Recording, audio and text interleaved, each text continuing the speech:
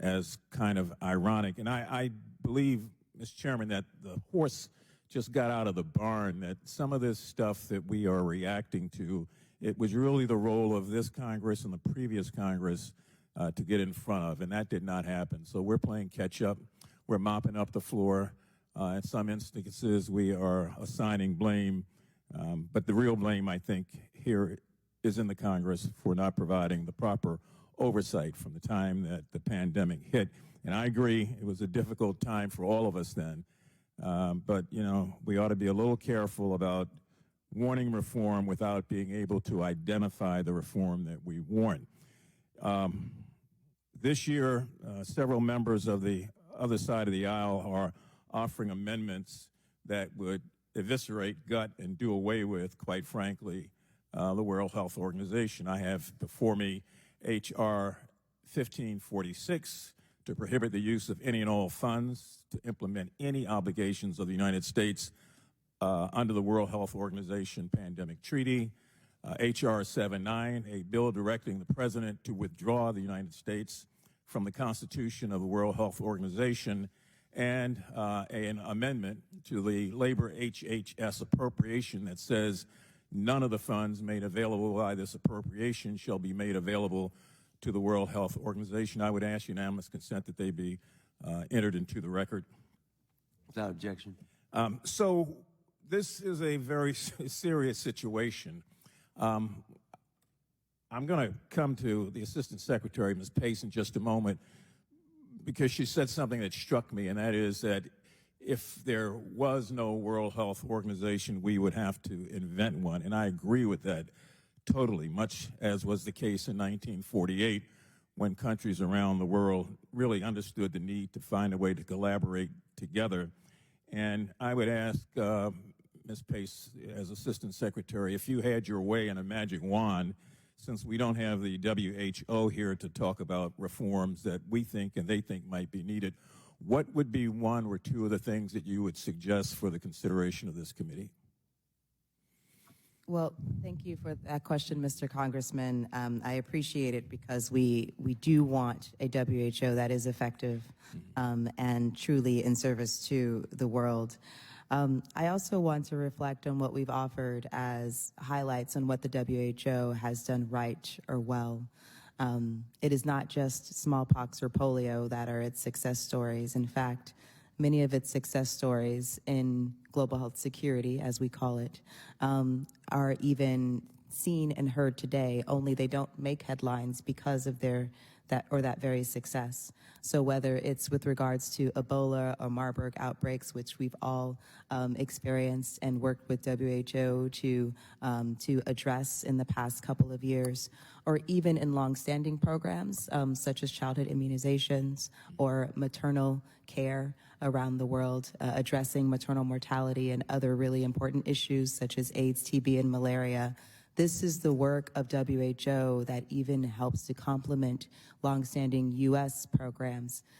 The fact is we cannot be everywhere as a country, nor should we be. We cannot be the World Health Organization ourselves. And so we rely on this multilateral institution to work or partner with us and leverage our resources so that they and we collectively can have that much greater an impact. Thank you very much. My time has expired. Thank you, Mr. Chairman. Yeah. I just want to point out that the WHO and other international organizations are immune from congressional testimony. That doesn't mean we can't reach out to them directly in a less official way. Yeah, because I'd like to know what they think their reforms should be. And we're planning that. Okay, thank you. Yeah, thank you. I now recognize Ms. Lesko from Arizona. Thank you, Mr. Chairman, and thank you all for being here today. My questions are going to be to the Ambassador. Ambassador, on January 14th, 2020, the WHO tweeted that, quote, preliminary investigations conducted by Chinese authorities have found no clear evidence of human-to-human transmission of the novel coronavirus. A National Review article states that the Chinese Communist Party jailed any doctor that disseminated any information about COVID-19 that was not first cleared through their state-run media. A Wall Street Journal article states that the U.S. intelligence sources since discovered that the CCP covered up and lied about the extent of the outbreak. According to the CIA, on January 21st, 2020, China threatened to cease participation in all international COVID-19 efforts if the WHO declared a public health emergency of international concern. Well, guess what? WHO delayed declaring COVID-19 a public health emergency of international concern. By the time the WHO declared COVID-19 a public health emergency of international concern on January 30th of 2020, the disease infected almost 10,000 and killed 1,000 in 19 different countries. Despite declaring COVID-19 a public health emergency of international concern and extensive evidence of transmission through travel, the WHO insisted other countries not restrict travel or trade to China. In fact, the WHO never recommended restricting travel. The WHO routinely praised the Chinese Communist Party's efforts to combat the spread of COVID-19, despite multiple reports that the CCP engaged in a massive disinformation campaign. According to the U.S. intelligence community report, the CCP severely underreported both its total number of cases and deaths caused by COVID-19. My question, Ambassador, do you believe the WHO relied too much on false information from the Chinese Communist Party? Thank you, Congresswoman, for that very important question. And it is very clear that, and I agree with you entirely, that CCP did not act in this crisis in a way that was responsible in terms of fighting a threat that had emerged. It wasn't accountable, it wasn't transparent, and it didn't act in a timely fashion. That is very, very clear.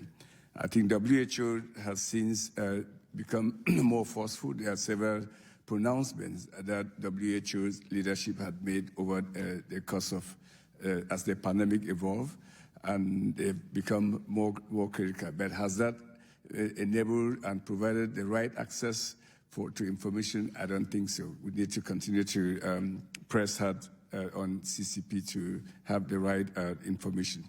I think the reforms that are underway going on at WHO and the pandemic accord and the revisions of the IHR are all instruments that I believe strongly so that working with others is the best way for us to be at the table, build a coalition of people that are like-minded so that they can put the right pressure on any country that behaves in that fashion, including the PRC. Well, and so I think you said something about it, but what other reforms are needed before the U.S. invests more money in the WHO? Because ultimately, isn't that the United States' leverage, is not to invest money until they do the reforms?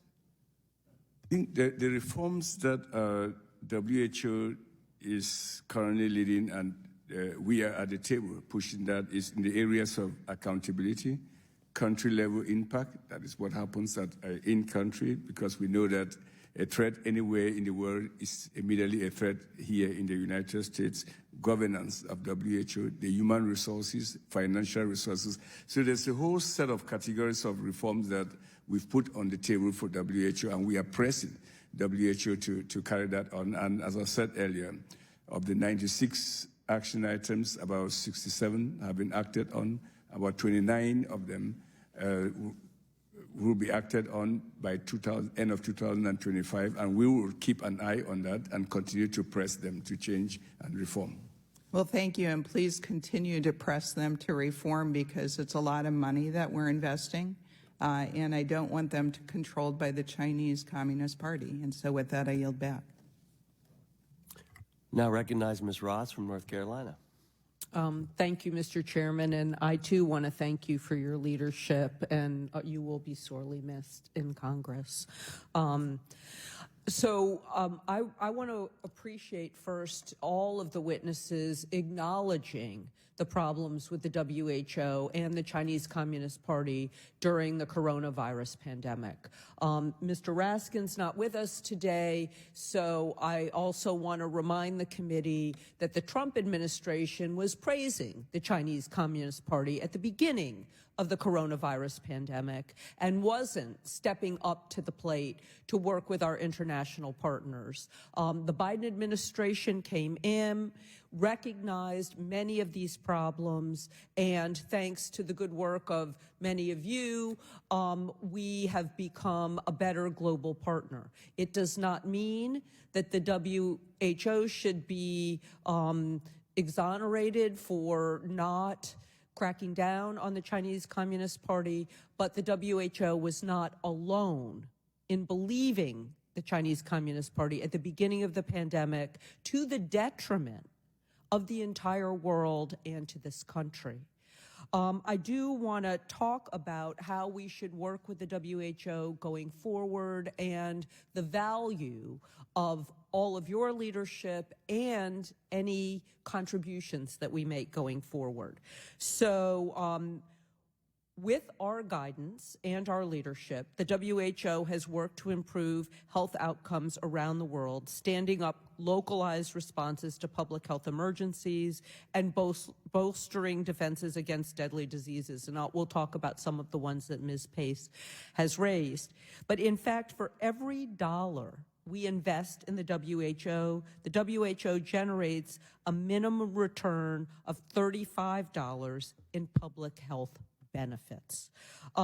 Assistant Administrator Gawande, how has U.S. participation in the WHO not just benefited the world, but benefited public health here at home? This is such an important question.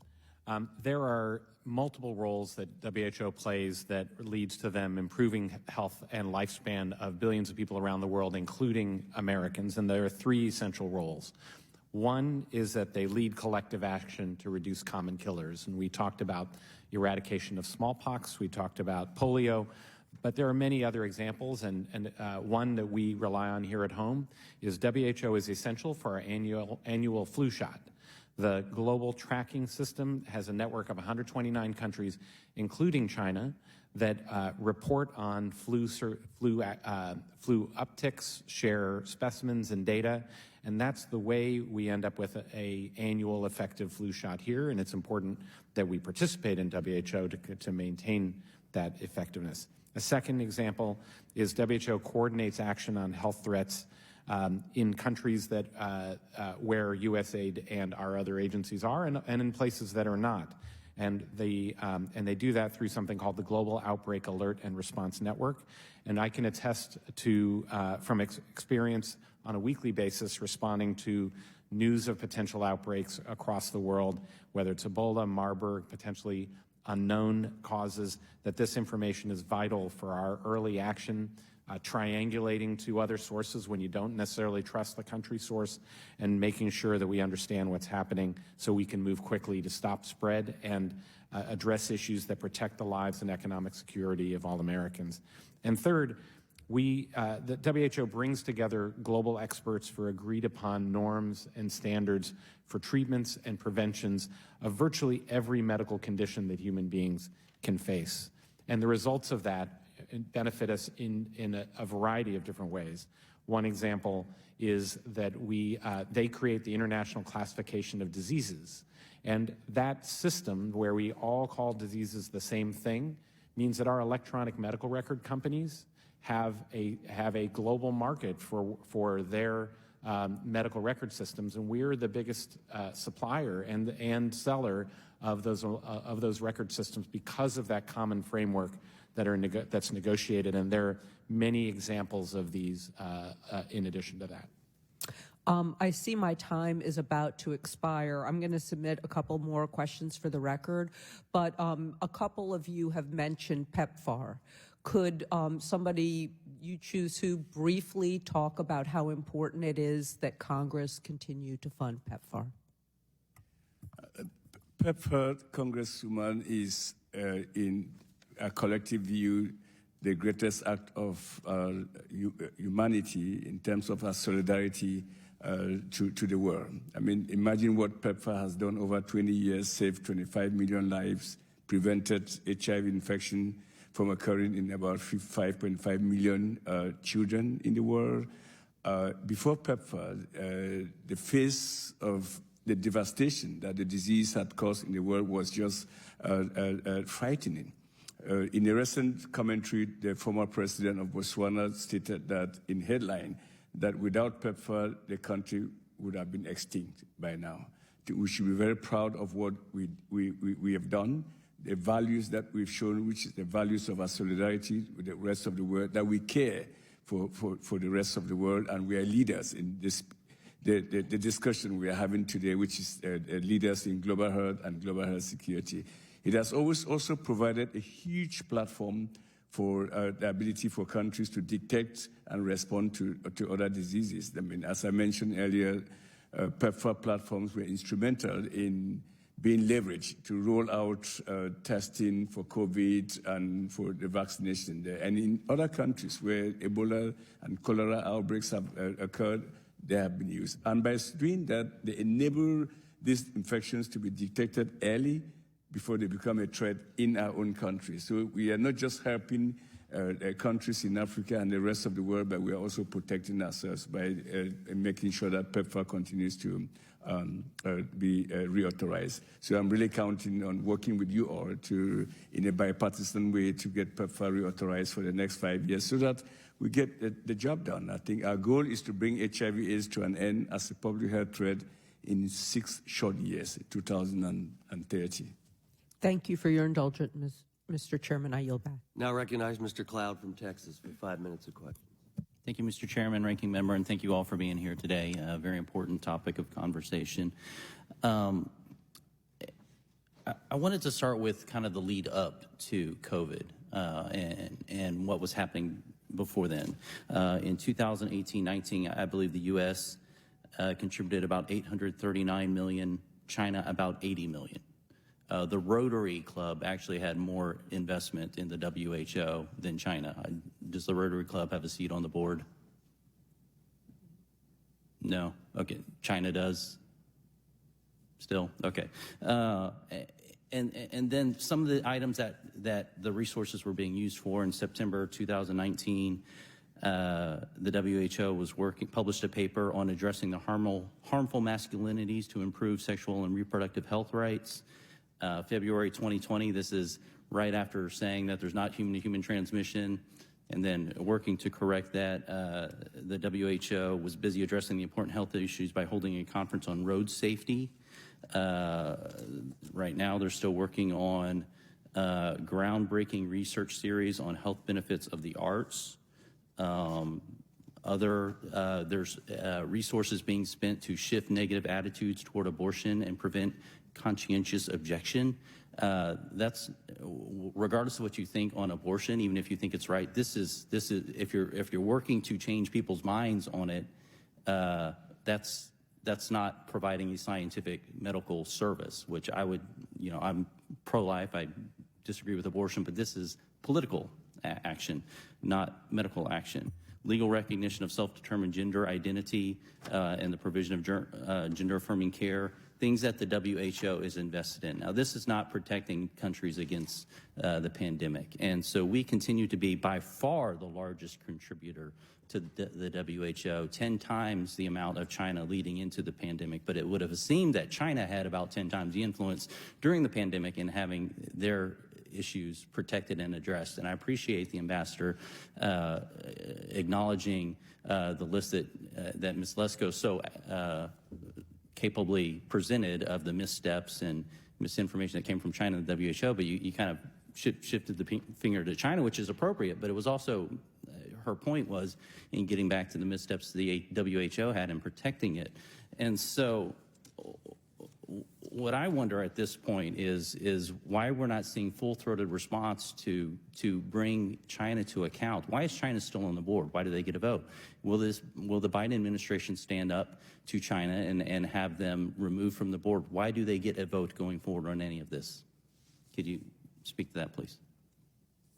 Certainly, Mr. Congressman, thank you for this question because it is important to understand sort of the inner workings of WHO and how it is directed or working in service to its member states.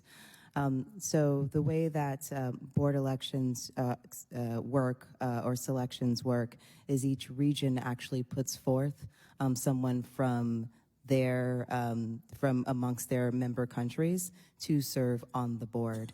Now, there have been times when the U.S. has objected to those nominations. However, not being a member of certain regions, we don't have the say in terms of who they put forward and ultimately nominate to the board, just as they don't have a say in what the Americas regions does to put the U.S. on the board as many times as we have. And so we do in the World Health Assembly object, as we did when Belarus was nominated, when DPRK was nominated, because for the reasons that I'm sure you and your colleagues agree, there are issues with their engagement. However, what we do with their space. What we're not seeing, though, is bold, full-throated acknowledgement that we need to, there could be a vote held in the board meeting to discipline China, to remove them from it, to counteract their influence in what's going on.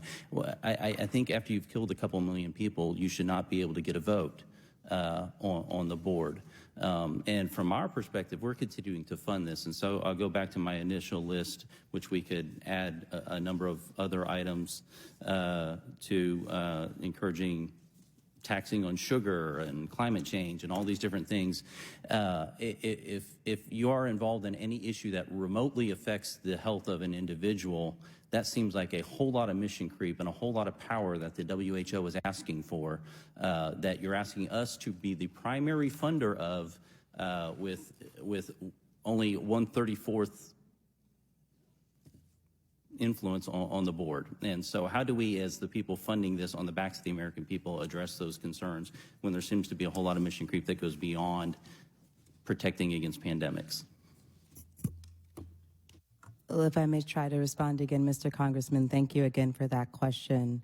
With regards to WHO's program of work, they do work across the spectrum of public health, not only in pandemics or outbreaks. Importantly, when it comes back to the benefit of WHO for Americans, their work in non-communicable diseases is applicable to us and even justifies our engagement with them, whether it's on diabetes or cancer or other issues that we face here in our country. It is an important partnership that we maintain. The vast majority of our input is voluntary, and my understanding is that comes with our ability to earmark what that is for. And we have great concerns. There's a lot of opacity in us getting to what we're earmarking and what it's actually being spent on. So we can talk about transparency, of the need for transparency of what we're earmarking for. We can't find the information on that. So it'd be great if you could help us with that. But then it gets earmarked to these very vague categories that when we go to what the many of the items I read are under these vague, broad categories on the WHO website. And there are things I don't think the American people feel like they should be funding when it comes to, yes, happy to work with polio and those kind of things. A number of these other things shouldn't be on the backs of the American people. Thank you. I yield back.